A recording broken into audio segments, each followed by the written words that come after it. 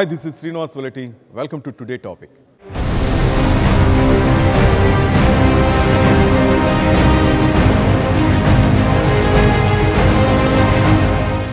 Priyanka Gandhi political entry.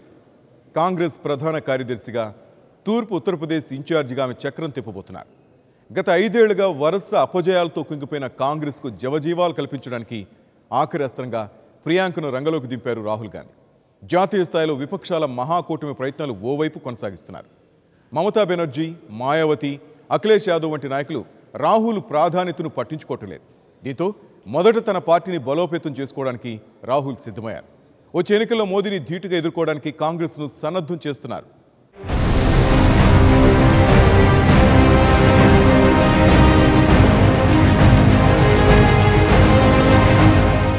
Congress party ఆఖరి అస్త్రాన్ని సంధించింది.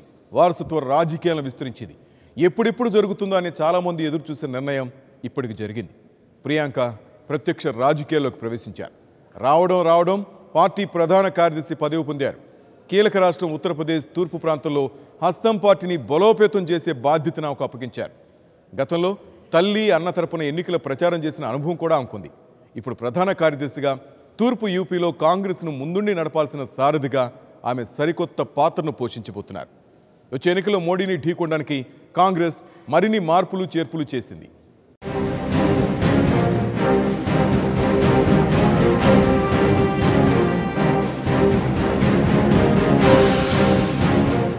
నెహ్రూ గాంధీ కుటుంబం నుంచి మరో పొలిటికల్ ఎంట్రీ. ప్రియాంక గాంధీ వాద్రా ప్రత్యక్ష రాజకీయాల్లో ప్రవేశించారు. ప్రధాన కార్యదర్శిగా ఆమెను నియమిస్తూ సోదరుడు రాహుల్ గాంధీ ఉత్తర్వులు జారీ చేశారు. ప్రధాన కార్యదర్శి అశోక్ గెహ్లట్ ఈ విషయాన్ని అధికారికంగా ప్రకటించారు. ఆమెను తూర్పు ఉత్తరప్రదేశ్ పార్టీ వ్యవహారాల ఇన్ఛార్జిగా రాహుల్ నియమించారు. 80 లోక్సభ సీట్లున్న అతిపెద్ద రాష్ట్రం యూపీలో తూర్పు ప్రాంతంలో కాంగ్రెస్ను బలోపేతం చేయడం ఆమె తక్షణ కర్తవ్యం. ఆ ప్రాంతంలో తమ పార్టీ వీలైనన్ని ఎక్కువ సీట్లను గెలిచేలా చూడడానికి ఆమె రంగంలోకి దిగబోతున్నారు. ఈ నియామకం ఫిబ్రవరి మొదటి వారం నుంచి అమల్లోకి వస్తుంది.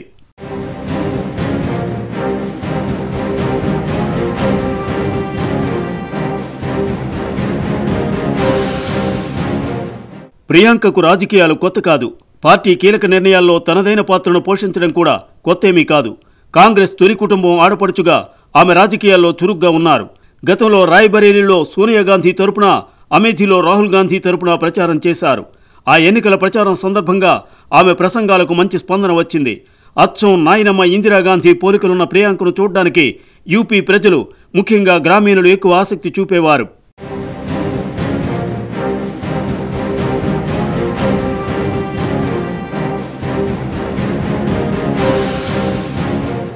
అమేథీ, రాయ్బరేలీలో గాంధీ నెహ్రూ కుటుంబ ప్రాబల్యం ఎక్కువ. ఆ కుటుంబం నుంచి ఎవరు పోటీ చేసినా ఓటు వేయడం అలవాటుగా మారిన వారు చాలామందే ఉన్నారు. అందుకే 2014 ఎన్నికల్లో యూపీలోని మిగతా 78 నియోజకవర్గాల్లో కాంగ్రెస్ అభ్యర్థులు ఓడిపోయినా రాయ్బరేలీలో సోనియా, అమేథీలో రాహుల్ గాంధీ విజయం సాధించారు. ఇప్పుడు ప్రియాంక పర్యవేక్షించే తూర్పు యూపీలోనే ఈ 2 నియోజకవర్గాలు ఉన్నాయి. ప్రధానమంత్రి నరేంద్ర మోదీ ప్రాతినిధ్యం వహిస్తున్న వారణాసి కూడా ఈ ప్రాంతంలోనే ఉంది.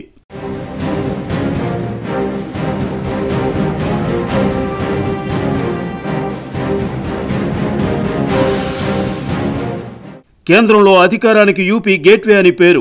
ఈ రాష్ట్రంలో ఎక్కువ సీట్లు గెలిస్తేనే ఢిల్లీ పీఠం దక్కే అవకాశం ఉంటుంది. అందుకే ఇంతటి కీలక రాష్ట్రంలో ప్రియాంకకు బాధ్యతలు అప్పగించారు. యూపీలో తూర్పు ప్రాంతంలో ఆ కుటుంబానికి తరతరాలుగా అభిమానులున్నారు. అందుకే ప్రియాంక ప్రభావంతో అమేథీ, రాయ్బరేలీతో పాటు ఇతర నియోజకవర్గాల్లోనూ పార్టీ బలోపేతం అవుతుందని, కాంగ్రెస్ శ్రేణుల్లో కొత్త ఉత్సాహం తొణికిసలాడుతుందని కాంగ్రెస్ నేతల ఆశ.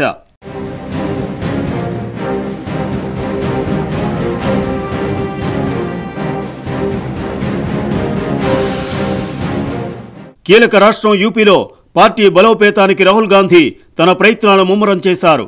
ఇందులో భాగంగా పశ్చిమ యూపీ బాధ్యతలను యువ నాయకుడు జ్యోతిరాదిత్య సింధియాకు అప్పగించారు.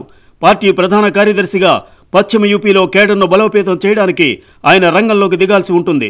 ఈ నియామకం తక్షణం అమల్లోకి వస్తుందని పార్టీ ప్రకటనలో తెలిపారు. ఇప్పటి వరకు యూపీ ఇన్ఛార్జిగా ఉన్న గులాం నబీ ఆజాద్కు ఇప్పుడు హర్యానా బాధ్యతలు అప్పగించారు. 2017 యూపీ అసెంబ్లీ ఎన్నికల సమయంలో ఆయనే పార్టీ ఇన్ఛార్జిగా ఉన్నారు. ఆ ఎన్నికల్లో సమాజ్వాదీ పార్టీతో కాంగ్రెస్ పొత్తు పెట్టుకుంది.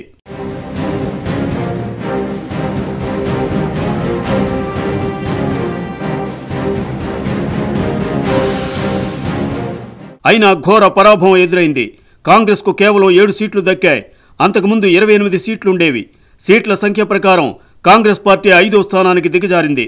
ఇంతటి దారుణమైన ఫలితాల కారణంగా ఆజాద్ను యూపీ బాధ్యతల నుంచి తప్పిస్తారని కూడా అప్పట్లో ఊహాగానాలు వచ్చాయి. అవి ఇప్పుడు నిజమయ్యాయి.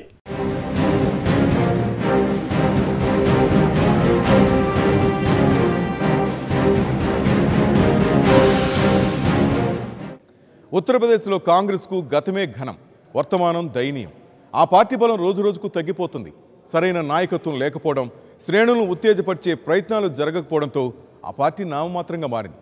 స్వయంగా సోనియా, రాహుల్ ప్రాతినిధ్యం వహిస్తున్నప్పటికీ ఆ రాష్ట్రంలో కాంగ్రెస్ను బలోపేతం చేయడంపై వారిద్దరూ దృష్టి పెట్టలేదు. రాష్ట్ర నాయకత్వం కూడా అంత సమర్థంగా లేకపోవడంతో కాంగ్రెస్ని ఎవరూ పట్టించుకోని పరిస్థితి ఏర్పడింది. అందుకే ఇటీవల కాంగ్రెస్తో నిమిత్తం లేకుండా ఎస్పీ, బీఎస్పీ యూపీలో పొత్తు ఖరారు చేసుకున్నాయి.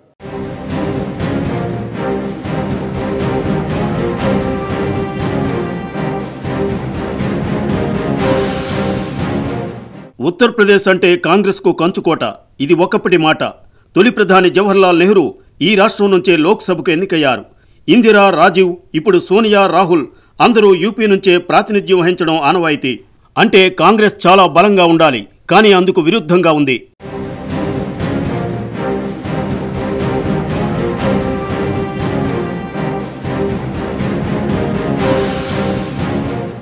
యూపీలో కాంగ్రెస్ పార్టీ సుమారు 3 దశాబ్దాలుగా అధికారానికి దూరంగా ఉంది.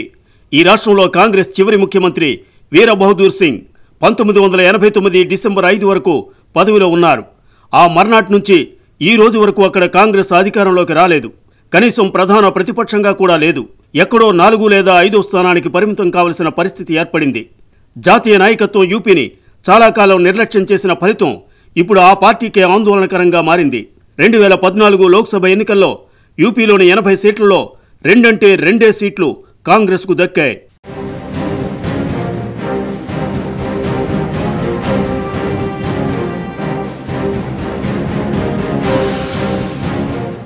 లోక్సభ ఎన్నికల్లో దారుణ ఫలితాల తరువాత కూడా యూపీలో పార్టీకి పూర్వ వైభవం తెచ్చే ప్రయత్నం పెద్దగా జరగలేదు.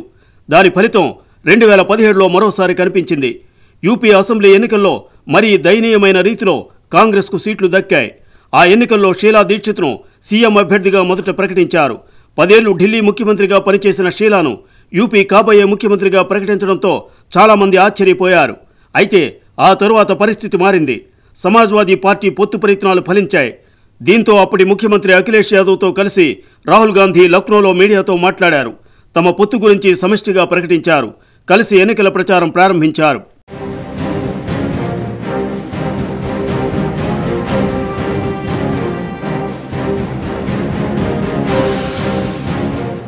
కాంగ్రెస్, సమాజ్వాదీ పార్టీల ప్రచారం అట్టహాసంగా జరిగింది. ఆనాటి అధికార పార్టీ ఎస్పీలో అనుకోని ముసలం మొదలైంది. చివరికి పార్టీ పగ్గాలు మూలయం నుంచి అఖిలేష్ చేతికి వచ్చాయి. అయినా కాంగ్రెస్తో కలిసి ఎస్పీ ఘన విజయం సాధిస్తుందని రాహుల్, అఖిలేష్ ఆశించారు.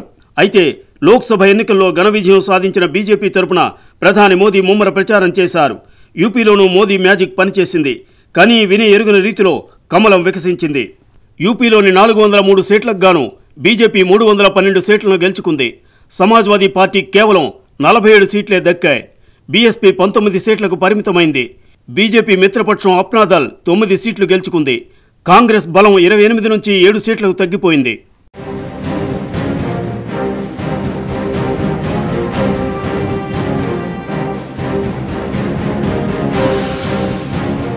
వచ్చే లోక్సభ ఎన్నికల్లో సొంతంగా కాకపోయినా మహాకూటమి ఏర్పాటు చేయడం ద్వారా విజయం సాధించాలని రాహుల్ గాంధీ ఆరాటపడుతున్నారు.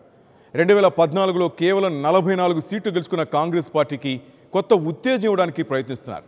అయితే కూటమి కోసం ఆయన చేస్తున్న ప్రయత్నాలు ఇంతవరకు ఫలించిన దాఖలాలు లేవు. ఆంధ్రప్రదేశ్ ముఖ్యమంత్రి చంద్రబాబు ఈ విషయంలో తన వంతు ప్రయత్నం చేస్తున్నారు. అయినప్పటికీ పలు కీలక పార్టీల నాయకుల నుంచి సానుకూల స్పందన కనిపించట్లేదు. మమతా బెనర్జీ, మాయావతి వంటి నాయకులు రాహుల్ను పెద్దగా పట్టించుకోవట్లేదు. రాహుల్ని ప్రధాన అభ్యర్థిగా ప్రతిపాదించిన స్టాలిన్ కూడా ఇటీవల మాట మార్చారు. మమతా బెనర్జీ వైపు మొగ్గు చూపారు. కోల్కతా ర్యాలీ తర్వాత మమతా బెనర్జీ కూడా ప్రధాని అభ్యర్థిత్వానికి పోటీదారుగా మారారు.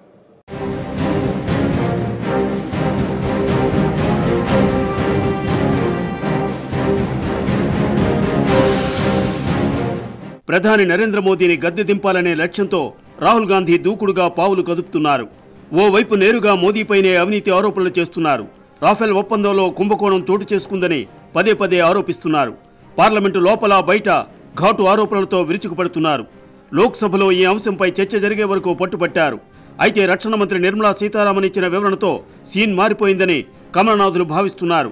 రాఫెల్ ఒప్పందంలో పైసా అవినీతి జరగలేదని, పైగా యూపీ కంటే 9% తక్కువకే తాము ఒప్పందం కుదుర్చుకున్నామని నిర్మల వివరించారు. ఆ తరువాత కాంగ్రెస్ ఆరోపణల తీవ్రత తగ్గింది.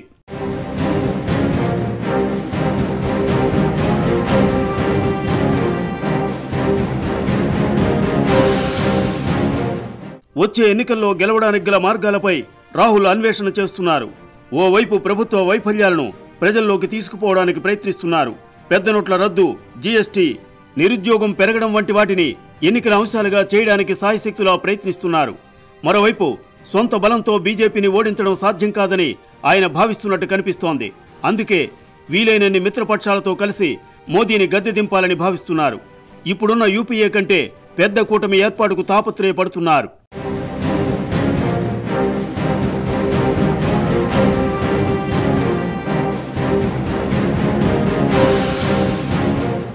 ఏపీ సీఎం చంద్రబాబు బీజేపీతో తెగదింపులు చేసుకున్న తరువాత జాతీయ స్థాయిలో మహాకూటమి కోసం చకచకా పావులు కదుపుతున్నారు. కాంగ్రెస్తో కలిసి కూటమి ఏర్పాటుకు చేయాల్సిందంతా చేస్తున్నారు. ఈ ప్రయత్నంలో ఆయన చాలామంది నాయకులతో మాట్లాడారు. ఢిల్లీలో ఓ ప్రత్యేక సమావేశం కూడా ఏర్పాటు చేశారు. ప్రతిపక్షాలను ఏకతాటిపైకి తేవడమే లక్ష్యంగా పనిచేస్తున్నారు. ఇటీవల కోల్కతాలో మమతా బెనర్జీ ర్యాలీకి కూడా హాజరయ్యారు. అక్కడ కూడా పలువురు నేతలతో చర్చించారు. అయితే కోల్కతా ర్యాలీకి రాహుల్ గాంధీ హాజరు కాకపోవడం గమనార్హం. ఆ ర్యాలీ తరువాత విపక్ష శిబిరంలో అనూహ్య మార్పు కనిపిస్తోంది. మమతా బెనర్జీ విపక్షాల తరపున ప్రధాని అభ్యర్థిత్వానికి పోటీదారుగా మారారు. అందుకే డీఎంకే నేత స్టాలిన్ వైఖరి కూడా మారింది. రాహుల్ గాంధీని ప్రధాని అభ్యర్థిగా మొదట ఆయనే ప్రతిపాదించారు. కానీ కోల్కతా ర్యాలీ తరువాత ఆయన స్వరం మారింది. ప్రతిపక్షాలకు మమతా బెనర్జీ సమర్థ నాయకురాలవుతారని వ్యాఖ్యానించారు. రాహుల్ గాంధీ విషయంలో దేశవ్యాప్తంగా విపక్షాల్లో ఏకాభిప్రాయం లేదన్నారు. అందుకే ఈ అంశాన్ని ఎన్నికల తరువాత నిర్ణయించాలని చాలా ప్రతిపక్షాలు భావిస్తున్నాయని చెప్పారు.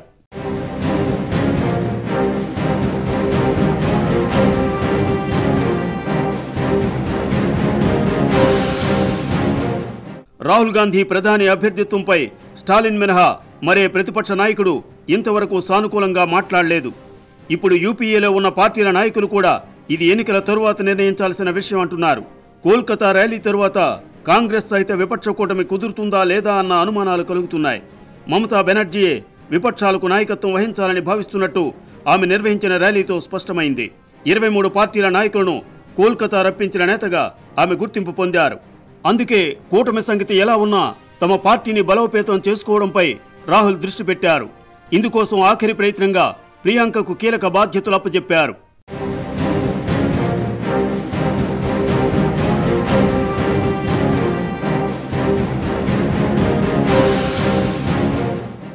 ఇటీవల 3 ఉత్తరాది రాష్ట్రాల్లో కాంగ్రెస్ అధికారంలోకి రావడం రాహుల్ గాంధీలో ఆత్మవిశ్వాసం పెంచింది. కష్టపడితే మంచి ఫలితాలు వస్తాయనే ధీమా పెరిగింది. అందుకే కూటమి సంగతి ఎలా ఉన్నా తన పార్టీని ముందు పటిష్టం చేసుకోవడంపై దృష్టి పెట్టారు. అందులో భాగంగానే ఉత్తరప్రదేశ్ బాధ్యతలను 2 నేతలకు అప్పగించారు. తూర్పు ప్రాంతంలో ప్రియాంక, పశ్చిమ ప్రాంతంలో సింధియాలు కాంగ్రెస్కు జవజీవాలు కల్పిస్తారని రాహుల్ ఆశిస్తున్నట్లు కనిపిస్తోంది.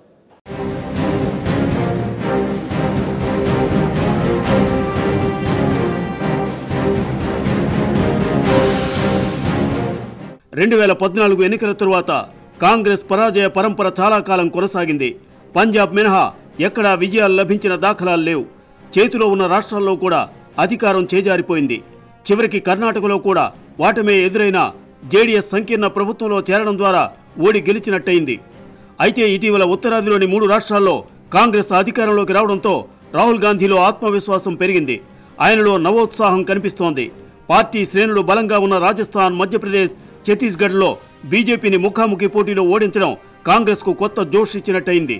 దేశవ్యాప్తంగా కూడా ఆ పార్టీ శ్రేణుల్లో స్థైర్యం పెరిగింది. రాహుల్ నాయకత్వంపై నమ్మకం కూడా హెచ్చింది.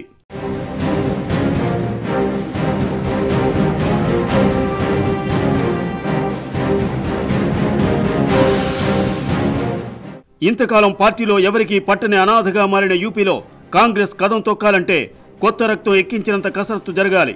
అందుకే కొత్తగా ప్రియాంకకు తూర్పు బాధ్యతలు అప్పగించారు. అమేథీ, రాయ్బరేలీ, వారణాసి వంటి కీలక నియోజకవర్గాలున్న ప్రాంతం అది. అక్కడి పరిస్థితులు ఆమెకు కొత్త కాదు. గతంలో ఎన్నికల ప్రచారం చేసిన అనుభవం ఉంది. ఇందిరను గుర్తు చేసే హావభావాలు ఆమెకు అదనపు బలం. యూపీ గ్రామీణ ప్రాంతాల్లో ఇప్పటికీ ఇందిర ప్రభావం కనిపిస్తుంది. నెహ్రూ, గాంధీ కుటుంబంపై అభిమానమే ఆనవాయితీగా గల కుటుంబాలు కూడా చాలా ఉన్నాయి. అక్కడ పార్టీకి కొత్త ఊపునివ్వడానికి ప్రియాంక చేసే ప్రయత్నం సఫలమవుతుందనే కాంగ్రెస్ నేతలు ఆశిస్తున్నారు.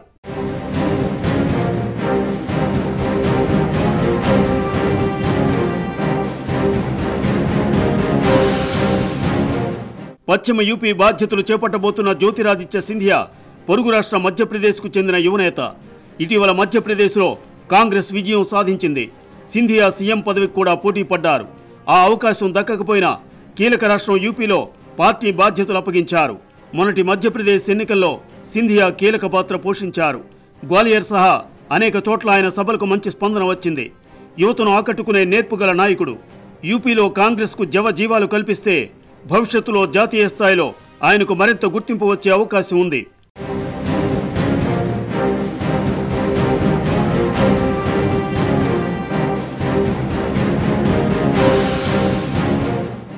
కాంగ్రెస్కు గత వైభవం సాధించే దిశగా రాహుల్ ప్రయోగించిన ఆఖరి అస్త్రం ఏ మేరకు ఫలిస్తుందనేది ఆసక్తికరంగా మారింది.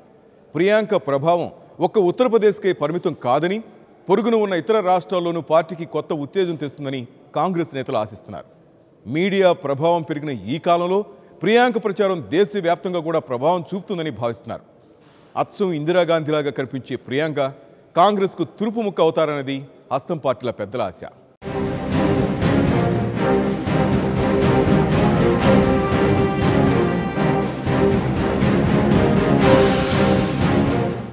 యూపీలో ప్రియాంక చేయాల్సిన పని చాలా ఉంది. అమేథీ, రాయ్బరేలీలో మరోసారి కాంగ్రెస్ను ఖాయంగా గెలిపించడం ఆమె మొదటి కర్తవ్యం. ఇది పెద్ద విషయం కాదని చాలామంది భావిస్తుంటారు. కానీ అమేథీలో ఈసారి రాహుల్కు గట్టి సవాల్ విసరడానికి కేంద్ర మంత్రి స్మృతి ఇరానీ సిద్ధంగా ఉన్నారు. గత ఎన్నికల్లో కూడా ఆమె రాహుల్పై పోటీ చేశారు. గట్టి పోటీ ఇచ్చారు. ఇద్దరి ప్రచారం హోరాహోరీగా జరిగింది. మోదీ హవా తన్ను గెలిపిస్తుందని స్మృతి ఇరానీ ధీమాతో ప్రచారం కొనసాగించారు. చివరకు రాహుల్ గాంధీ గెలిచినా మెజార్టీ మాత్రం భారీగా తగ్గింది. 2009లో రాహుల్ 3,70,000 ఓట్ల మెజార్టీతో గెలిచారు. 2014లో స్మృతి ఇరానీ ప్రభావంతో ఆయన మెజారిటీ 1,07,000కు తగ్గింది. వచ్చే ఎన్నికల్లో తానే గెలుస్తానని స్మృతి ఇప్పటికే ధీమాగా ప్రచారం మొదలుపెట్టారు.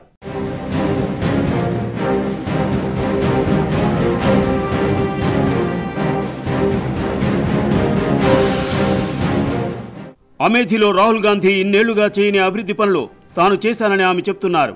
యూపీలో బీజేపీ ప్రభుత్వం వచ్చిన తరువాత అమేథీలో అనేక అభివృద్ధి పనులు చేపట్టారు.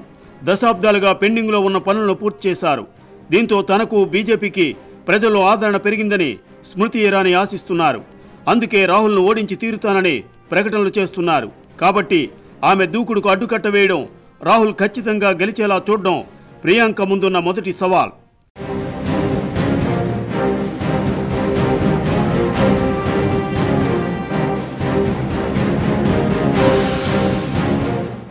సోనియా గాంధీ ప్రాతినిధ్యం వహిస్తున్న రాయ్బరేలీలోనూ మోదీ ప్రభుత్వం అనేక అభివృద్ధి పనులు చేపట్టింది. పెండింగ్లో ఉన్న పనులను పూర్తి చేసింది. సంపూర్ణ విద్యుదీకరణ కూడా మోదీ హయాంలోనే జరిగింది. యూపీలోని యోగి ఆదిత్యనాథ్ ప్రభుత్వం వివిధ అభివృద్ధి పనులను మంజూరు చేయడంతో పాటు వాటిని పూర్తి చేయడానికి ప్రయత్నిస్తోంది.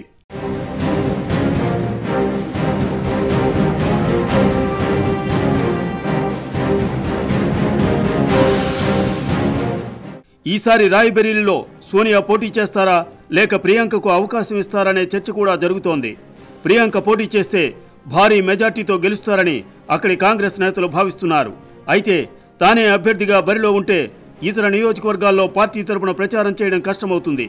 ఈ కోణంలో చూస్తే ప్రియాంకను పోటీకి పెట్టకపోవచ్చని పరిశీలకుల అంచనా.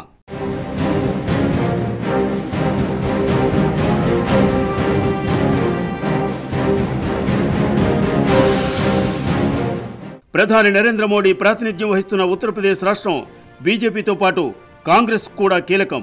2014లో ఈ రాష్ట్రంలో బీజేపీ తన మిత్రపక్షంతో కలిసి 73 సీట్లను గెలుచుకుంది. ఈసారి కూడా అదే స్థాయిలో గెలవాలని ఉవ్విళ్లూరుతోంది. అయితే అఖిలేష్, మాయావతి మధ్య కుదిరిన ఒప్పందం బీజేపీ సీట్లకు భారీగా గండికొట్టవచ్చని భావిస్తున్నారు. ఎస్పీ, బీఎస్పీ మధ్య కుదిరిన పొత్తు క్షేత్రస్థాయిలో ఎలా ఉంటుందనేది ప్రశ్న. కొన్ని దశాబ్దాలుగా ఈ పార్టీల కార్యకర్తలు బద్ధ శత్రువుల్లా ఉండేవారు. అలాంటి వారు వచ్చే ఎన్నికల్లో కలిసి పనిచేస్తారనేది ఆసక్తికరం. ఒకవేళ కలిసి పనిచేస్తే మాత్రం బీజేపీకి చెక్ పెట్టడం ఖాయం. మధ్యలో కాంగ్రెస్ పరిస్థితి ఇప్పటి వరకు దయనీయంగా ఉంది. ప్రియాంక రాకతో ఆ పార్టీకి కొత్త కళ వస్తుందా లేదా అనేది చర్చనీయాంశంగా మారింది.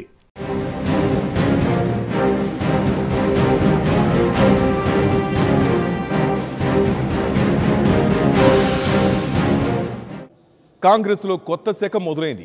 రాహుల్ అధ్యక్షుడిగా, ప్రియాంక ప్రధాన కార్యదర్శిగా వచ్చే ఎన్నికల్లో కాంగ్రెస్కు విజయ తీరాలను చేరుస్తారనేది ఇప్పుడు ఆసక్తికరం. అన్నా చెల్లెళ్ళు మోదీకి ఏ మేరకు సవాలు విసురుతారు, వచ్చే ఎన్నికల్లో కమలం వికసించకుండా ఎలా అడ్డుకుంటారనేది వేచి చూడాల్సిందే. ఇది వాటి టుడే టాపిక్. మరో టాపిక్తో మళ్ళీ మీ ముందుంటాను. Keep watching 99 TV.